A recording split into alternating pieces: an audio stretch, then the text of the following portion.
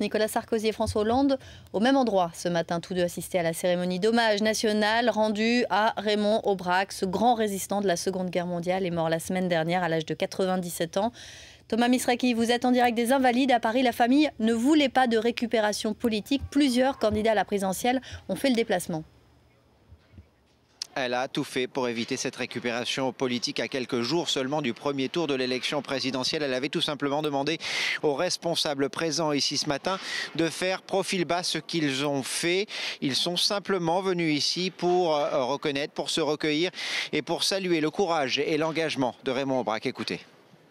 Raymond Aubrac est une grande figure de la résistance qui en plus avait donné sa vie pour témoigner de ce qu'avait été son combat et les valeurs qu'il avait mobilisées dans cette période très dure de notre histoire. Et puis c'était aussi un homme qui s'était engagé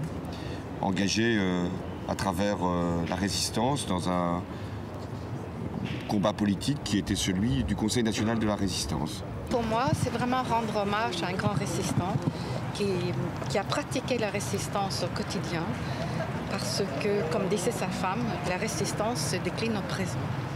C'est un moment de mémoire de la nation qui se souvient d'un des temps les plus terribles de son histoire.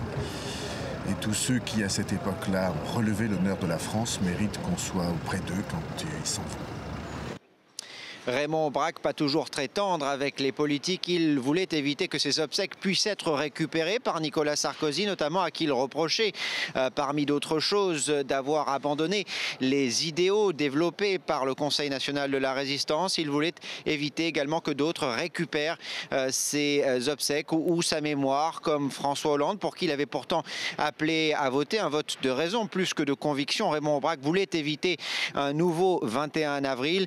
Raymond Aubrac qui dénonçait de manière plus générale le manque d'envergure des politiques. Aujourd'hui, il dénonçait aussi d'ailleurs le mode de scrutin actuel de l'élection présidentielle, le suffrage universel direct, la plus grosse erreur du général de Gaulle, disait-il.